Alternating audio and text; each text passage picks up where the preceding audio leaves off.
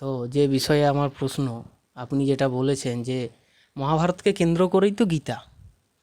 মহাভারতেই স্বয়ং শ্রীকৃষ্ণ অর্জুনের মাধ্যমে যে কথা বলে গেছেন, সেটা সঞ্জয় কাকে দেখাচ্ছেন, কার সামনে উপস্থাপন করছেন, সেটা হচ্ছে ধৃতরাষ্ট্র।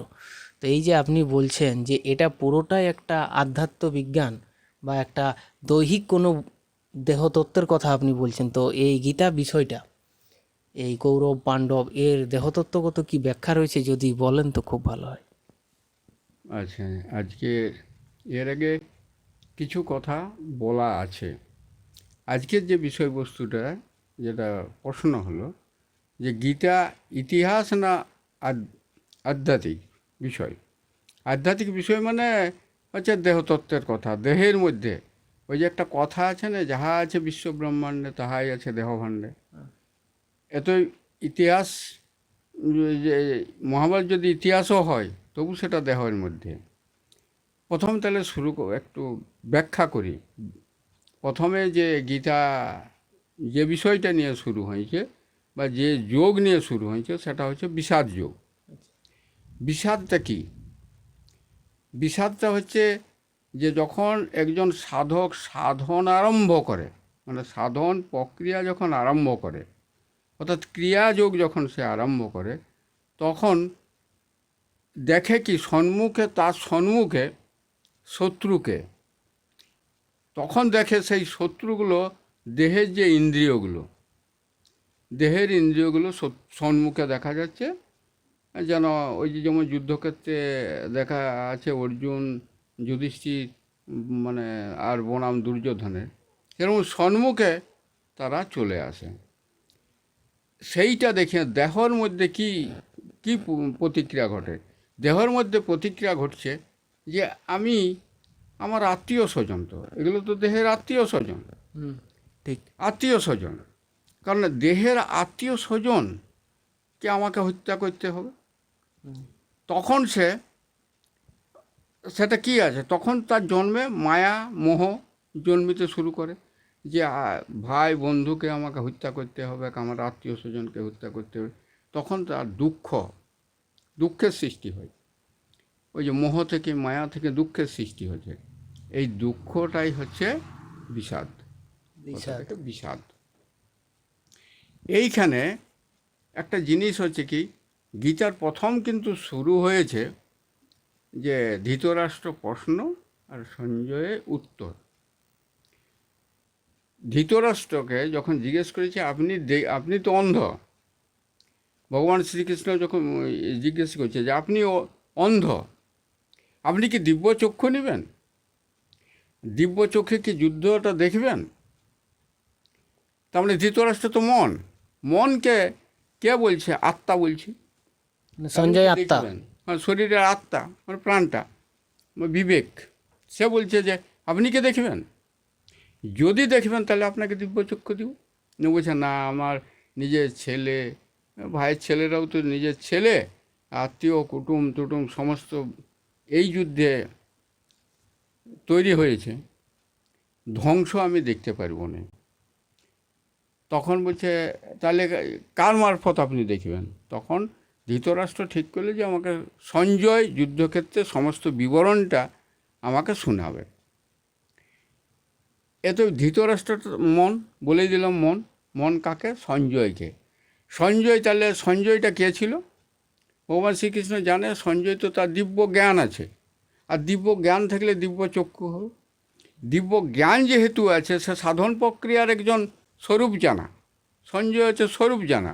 তার সৃষ্টিটায়, তার যে মানুষ জন্মিল, ওই যে বলছিলাম জন্ম হচ্ছে, ওই যে জন্ম মানে সৃষ্টি, তার সৃষ্টি এবং সাধন প্রক্রিয়ায়ও তার সৃষ্টি। দিব্য জ্ঞান, দিব্য জ্ঞানটাই দিব্য চক্ষু হিসাবে। সে তখন বিষয়টা সঞ্জয় হচ্ছে সেই দিব্য জ্ঞান। এই দিব্য জ্ঞানে সে সঞ্জয়কে, এই ভুল বললাম, ধৃতরাষ্ট্রকে শুনিয়েছিল কুরুক্ষেত্রের যুদ্ধ, অর্থাৎ দেহের যে কুরুক্ষেত্র, এই কুরুক্ষেত্রের যুদ্ধে যা কিছু ঘটছে সেটা বিবরণ দিয়েছিল। এটা হচ্ছে ওই তো বললাম সাধন প্রক্রিয়া। পরপর কি সম্মুখে কি আসছে, পরপর সেই সাধন প্রক্রিয়ায় যে বস্তুটাই সম্মুখে আসছে, যে ব্যক্তি ওই যদি বলি ইন্দ্রিয়গুলো আত্মীয় হয়, যে আত্মীয় সম্মুখে আসছে, অর্থাৎ তেজ শক্তির কাছে, যে সাধন প্রক্রিয়ায় যে তেজ শক্তি, সেই শক্তির কাছে যেটাই এসছে সে নিশ্চিহ্ন হচ্ছে, অর্থাৎ ধ্বংস হচ্ছে বা দমিত হচ্ছে। এটা হচ্ছে সঞ্জয়ের বলার।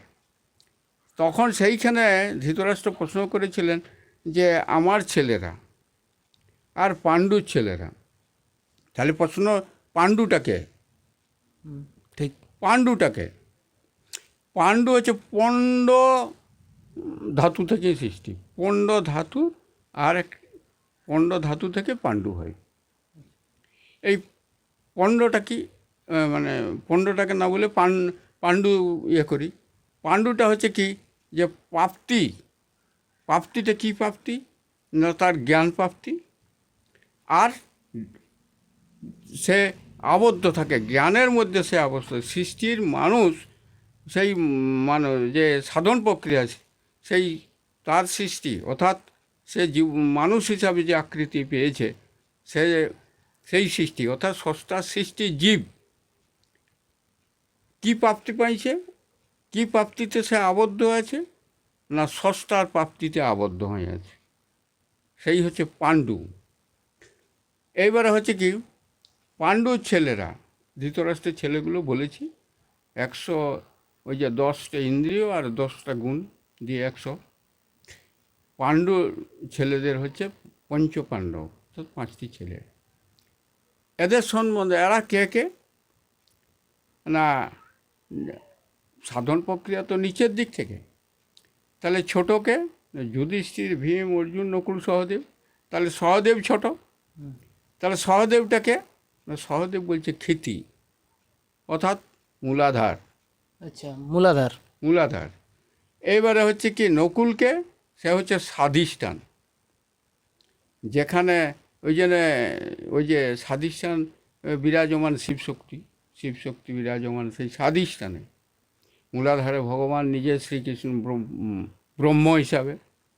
এবারে স্বাধিষ্ঠানে তেজ শক্তিকে, অর্জুন হচ্ছে তেজ শক্তি, ওই যে বললাম যুদ্ধের সে তেজ শক্তি, সে হচ্ছে মণিপুরে, তার স্থান হচ্ছে মণিপুর, মণিপুর চক্র। হ্যাঁ, মণিপুর চক্রে। আর ভীমের হচ্ছে বুকে, বায়ু, আমরা কি করি, বায়ুটা তো বুকেই ধরি, যে সমস্ত শরীরটাকে সচল রাখা, অর্থাৎ ভীম বায়ু। আবার একদিকে লোকে বায়ুপুত্র বলে, ওই জন্যে ভীম হচ্ছে অনাহতই। এবারে বিশুদ্ধ হচ্ছে যুধিষ্ঠির, সব কিছুর যা ইন্দ্রিয়গুলোকে, সব কিছু শোধন প্রক্রিয়া, কিন্তু মানে তারাকে সংশোধন বা তারাকে সঠিক পথে পরিচালনার জন্যেই হচ্ছে বিশুদ্ধ, অর্থাৎ মুখ, আমরা কি কণ্ঠেই তাকে উপদেশ দিই, কণ্ঠেই তাদের বোঝাতে চেষ্টা করি, এতই বিশুদ্ধ হচ্ছে যুধিষ্ঠির। এই হচ্ছে প্রথমকার শ্লোকের ব্যাখ্যা বা গল্প। কিন্তু প্রশ্ন এরকম অনেকে মানে প্রশ্ন জাগতে পারে, যেটা হচ্ছে কি, যে মহাভারতের তাহলে এই যে মানুষের নামের হিসাবে চরিত্র বলা আছে, একটা মানুষের তাহলে চরিত্রগত দিক থেকে আপনারা বলছেন যে মানে মূলাধার, স্বাধিষ্ঠান, মণিপুর, অনাহত আর বিশুদ্ধ, এটা হচ্ছে তার চারিত্রিকগত গুণের ফলে তার নামগুলো, আমার দেহের হচ্ছে এই বস্তুগুলো, এই বস্তুগুলোই পঞ্চপাণ্ডব। এই বস্তুগুলোই পঞ্চপাণ্ডব। মানে সহদেবকে ধরা হচ্ছে মূলাধার, মূলাধার চক্রে সহদেবের অবস্থান। মানে ব্যাসদেব এটাই বোঝাতে চেয়েছেন। আচ্ছা, মানে যেটুকু আমরা বুঝলাম সেটা হচ্ছে যে আমাদের দেহ সাধন প্রক্রিয়া, অর্থাৎ যোগ সাধন বা ক্রিয়াযোগের ফলে আমরা এগুলো জানতে পারবো, যে আমাদের যে শত্রু, এই শত্রু হচ্ছে আমাদের দেহের ইন্দ্রিয় এবং মায়া, মমতা, যেগুলো আমাদের সামনে চলে আসে, সাধন প্রক্রিয়ার শত্রু যারা, সেটাই হচ্ছে কুরুক্ষেত্রের কৌরব এবং পাণ্ডবদের মধ্যে যুদ্ধ। খুব ভালো লাগলো। হ্যাঁ বলুন। আরও পরের পর হয়তো এটা হচ্ছে প্রথম শ্লোকের একটা ব্যাখ্যা দিলাম, আরও ব্যাখ্যা অনেক বড় হবে, হ্যাঁ, কিন্তু সেই কুরুক্ষেত্র ব্যাখ্যা, কুরুক্ষেত্রটাকে ধর্মক্ষেত্র বলছে, এখানে অনেক ব্যাখ্যা আছে। একটু শুনে নেই কেন ধর্মক্ষেত্র বলছে। ধর্মক্ষেত্রে যে আমার যদি কর্ম না ঠিক মতো সঠিকভাবে যদি কর্ম না করি, তাহলে আমার ধর্ম কোথা থেকে হবে? অর্থাৎ ধর্মটা কি? আমি সঠিক কর্ম করলে কর্মটাই হচ্ছে ওই যে ন্যায় অন্যায়। আমি যদি ঠিক মতো ন্যায্য কাজ করি, তাহলে আমার সেটাই হচ্ছে পুণ্য বা ধর্ম, আমার সেইটাই হচ্ছে ফল। যেমন হচ্ছে পরীক্ষা, যে ছাত্ররা পরীক্ষা দেয়, ভালো করে যদি পড়াশোনা করে, তার রেজাল্টটা কী হবে? ভালো হবে, ভালো হবে। সুফল হবে। সেই রকম হচ্ছে ভালো যদি কর্ম থাকে তাহলে সুফল হবে, আর খারাপ কর্ম থাকলে কুফল হবে। এক কথায় ধর্মকে কি বলা যাবে? এক কথায় ধর্ম হচ্ছে ধারণ করার বস্তু। ধারণ করতে হবে এটাকে, কি ধারণ করতে হবে? হ্যাঁ, আমার সমস্ত আধ্যাত্মিক বিষয়টাকে ধারণ করা, সেটাই হচ্ছে প্রকৃত ধর্ম। সেটাই হচ্ছে প্রকৃত ধর্ম। আমরা আধ্যাত্মিক বিষয়টা, ওই যে বলছে অনেকেই তেমনি তো বলে ধর্ম ধর্ম, কিন্তু কীটা ধরে রেখেছি? আমার ধর্মটাকে ধরে রেখেছি, অর্থাৎ সেইটাকে আমি ধারণ করে রাখা, মানে আধ্যাত্মিক বিষয়। এটা তো আধ্যাত্মিক বিষয়, আধ্যাত্মিক বিষয়টাকে আমরা ধারণ করে রেখেছি, অর্থাৎ ধরে রেখেছি বলি, এটাই হচ্ছে আমার ধর্ম। আর কর্ম, এক কথায় কর্ম। কর্ম এক কথায় বলতে গেলে প্রতিটা কাজে এক একটা কর্ম। যে কোনো কাজ করতে গেলে কাজটাই হচ্ছে কর্ম। পাপ পুণ্যকে কীভাবে ব্যাখ্যা করবে? পাপ পুণ্য ওটা এমনি ইয়ে করা যায় না, সেটা ন্যায় এবং অন্যায়ের ব্যাপার। ন্যায় কাজ হচ্ছে পুণ্য, আর অন্যায় কাজটাই হচ্ছে পাপ। ন্যায়টা কিসের সাপেক্ষে ন্যায় বা কিসের সাপেক্ষে অন্যায় আমার ধরবে? নিষ্কামভাবে যদি কর্মটা করি, সেটাই হচ্ছে পুণ্য, আর সকাম হিসাবে করলে সেটাই হচ্ছে পাপ। সকাম নিষ্কামটা যদি একটু বলেন। সকাম এর আগে একটু ব্যাখ্যা করেছি। সকাম হচ্ছে আমার নিজের দেহের জন্য, অর্থাৎ প্রকৃতির জন্যে। আমার দেহটা তো প্রকৃতি, এর ক্ষয় কেন রয়েছে। প্রকৃতি, এর ক্ষয় হয়, লয় হয়, এগুলো ব্যাখ্যাগুলো আগের দিন বলেছেন, আগে বলেছি। বলেছেন। ক্ষয় হয়, লয় হয়। তো এইটা আমার এই বস্তুটাকে, অর্থাৎ প্রকৃতির দেহটার জন্য যে মানে কর্মটা করি, বা যে দেহের প্রয়োজনে যে কাজগুলি করা হয় সেটাই হচ্ছে সকাম কর্ম। আর বাকি আধ্যাত্মিক বিষয়ে, অর্থাৎ কি বলবো, ওপর ওই যে বলে না, পরের কাজে ব্যস্ত থাকা, অর্থাৎ নিজের কাজ, ওই আমি ভাবে মানুষ। এই আমি থেকে এই আমিটাই হচ্ছে আমিত্ব ভাব। আর আরেক আমি আছে, সেটা হচ্ছে মানে কি বলবো, সেটা হচ্ছে ওই জ্ঞান শক্তির আমি, বা ব্রহ্মজ্ঞানী যখন হয়ে যায়, সে আমি বলে, আত্মাকে তখন সে আমি বলে, আর অন্য বিষয়টাকে আমি আর চিন্তা ভাবনা। আর আত্মা তো সবসময় পরমাত্মার চিন্তাই করে। সে তখন আর নিজেকে ভালো করে খাবো, আরামে থাকবো, মানে ওই ভোগের মধ্যে থাকবো। মানে দেহ চাই ভোগ, দেহ চাই ভোগ, আর আত্মা চাই মুক্তি। মুক্তি। যাই হোক, খুব ভালো লাগলো। দেখা হচ্ছে পরের এপিসোডে। ধন্যবাদ।